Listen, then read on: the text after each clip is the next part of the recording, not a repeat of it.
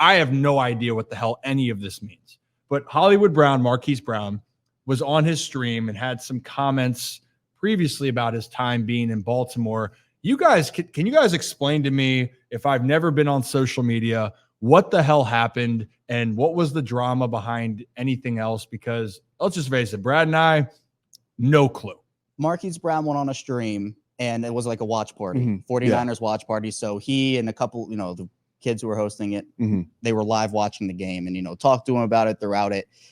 And, throughout the stream, they asking him about the Ravens, asking him about his time, and had some very spicy things to say about the Ravens, which we'll get to here in a few minutes. But then one of the TikToker, right? Who I have no problem with, came on, and I think a lot of other people have a problem with him. I'm not really into the We Hoopin' drama or anything. I don't know. Again, I have no problem. Who the hell is that? That's the thing, is like, I don't even really know. Like, I know he's a TikToker, and he's like, and he's very animated especially after losses. And look, he's a passionate Ravens fan. We all are passionate fans, and sometimes we express that in different ways, reactionary. And so I think after the Bengals and Ravens game, he was doing a dance on Joe Burrow's jersey, and, so kind of it's that type of content. So again, if that's your thing, that's your thing. So Hollywood, apparently, this is what the host said, invited We Hoopin' on the stream. They were having like a serious conversation about something with Hollywood, like in the Ravens system, and what he thought about Greg Roman.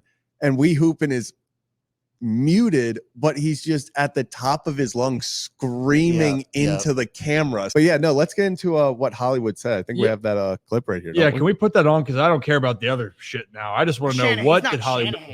No, but what he's asking is because he doesn't call the plays, but he's still obviously there. Like how much of it was when you were there with Greg Roman? How much of it was Roman?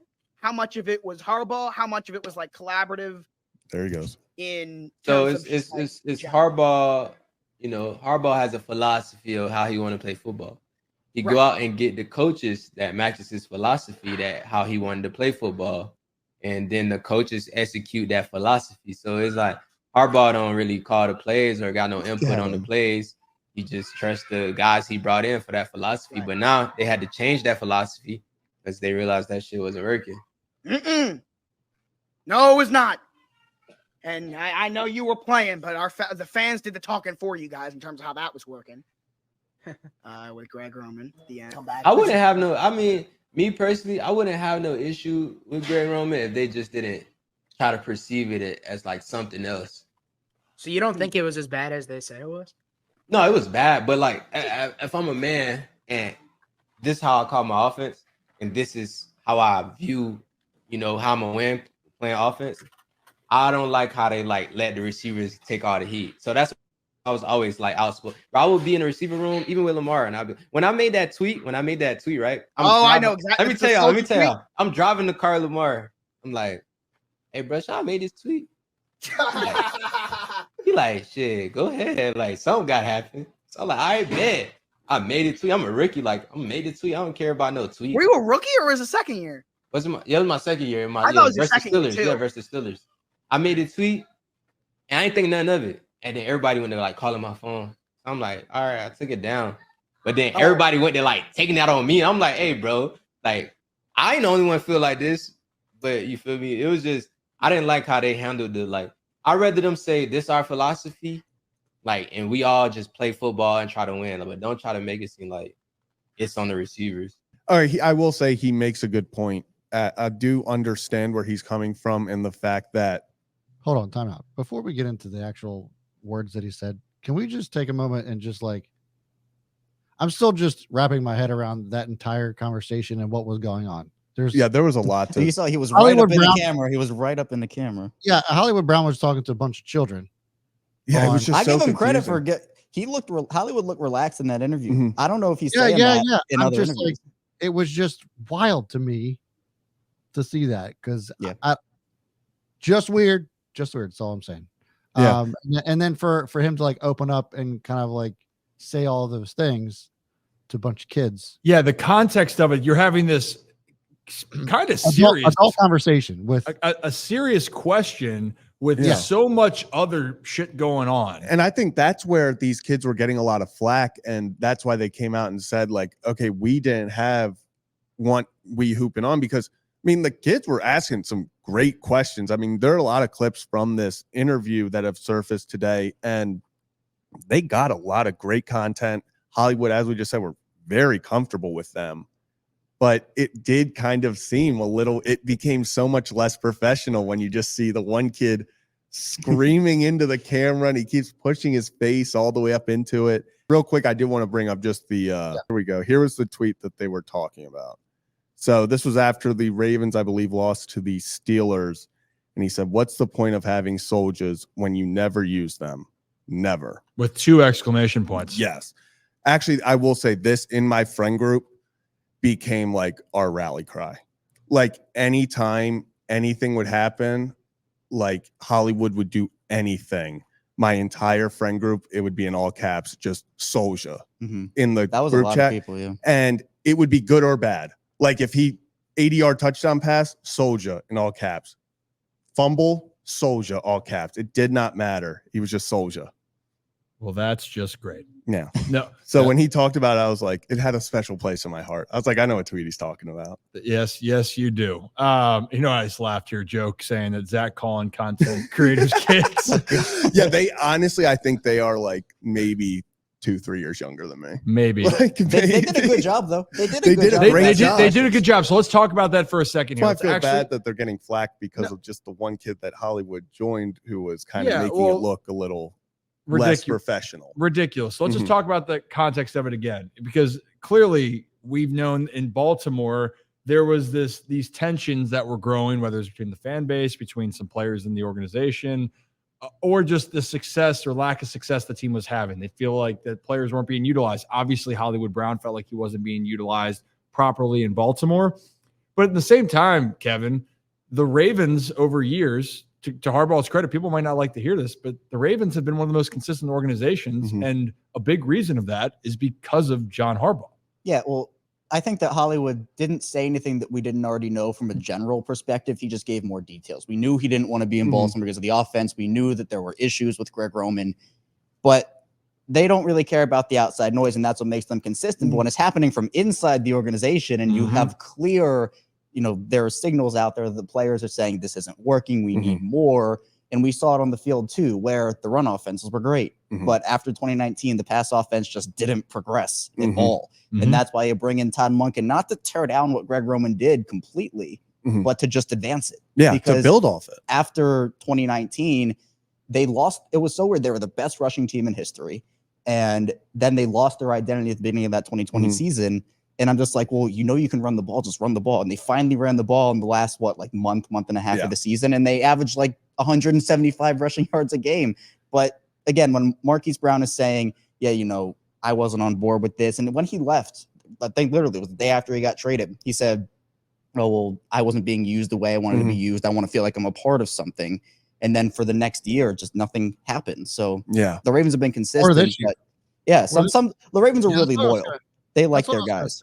I wonder if Hollywood Brown has any sort of regrets for requesting a trade, because the last season he was here, it was a 1,000-yard season. So I was always confused by that, as far as I didn't feel like I was being used the way I should be. Like he was producing a lot. He also had the 8th or 9th most targets in the league that year. Him and Mark were side by side in terms of, it was receptions or targets. I can't remember the exact stat. It wasn't like he wasn't being targeted. I don't know. I think it was this year. This year he's caught for 574 yards.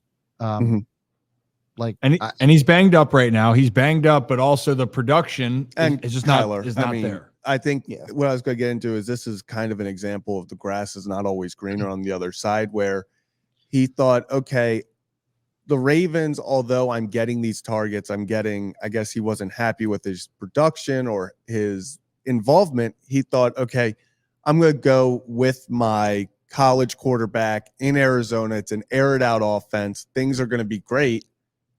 And then it didn't happen. Kyler gets hurt. The Arizona Cardinals become just a clown show, firing people. Their coach decides after he's fired that he's not going to talk to anyone and goes to Coast Rica for like 3 months. Where did Kingsbury go? Somewhere like Yeah, that. Yeah. Something He just The Aaron like- Rodgers darkness retreat. Yeah, like it was just a whole weird thing. And then, but I will say, give him credit. Hollywood did in another video in that interview say he has no problem with the Ravens. And he actually told them, because he was at the Senior Bowl, he told the Ravens to draft Zay Flowers. So he did say that. Well, that's the thing is it's no knock. I don't want anyone to knock Hollywood Brown for wanting to leave Baltimore. And honestly, it sounds like the relationship, it was a respectful thing, and he was unhappy, and he had a conversation like a grown ass man and said, "This is what I want." You know, and I think it could help both sides. Yeah. And that's what you want in business. At least in that case, you can be frustrated that you're not in a system that you want, but how do you handle yourself? Hollywood Brown still handled himself in that case. Yeah. Besides Beautifully. maybe putting out tweets, he's fine. Last thing I'll say with Greg Roman, I know that people really were soured by Greg Roman down the stretch. And Kevin, you brought this up, but I think it's still very important to mention that he was a very big part of the evolution of this Ravens team and for even helping Lamar Jackson get that first boost. Now, you're right. Lamar needed to keep growing and allow his game to progress. And that's what Todd Monken came in here to do. Give Lamar more freedom, give him the opportunity to advance his game. And there's no coincidence that we're seeing a Lamar Jackson playing at the highest level that he's probably played at with this new system, with the flexibility. But it just was the right time for Greg Roman to move on. And I'll tell you what, I know Hollywood, at least as a competitor, as an athlete myself, it does probably have to sting that you watch your former team and you see Zay Flowers coming to Baltimore and you see this team buzzing, and now they are right where they want to be, going for a championship, hopefully.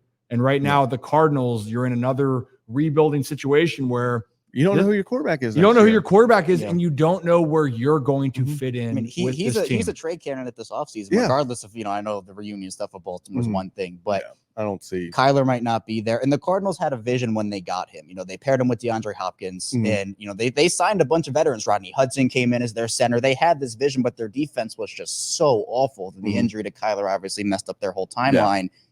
To where now, again, the Ravens are kind of soaring a lot. And the thing with Greg Roman is it was just too much at the end. I mean, everything that we saw with the play clock going, I still, see 3, 2, 1. I'm like, oh my, please. And the worst part was you could look up articles about Greg Roman from his time in San Francisco over 10 years prior.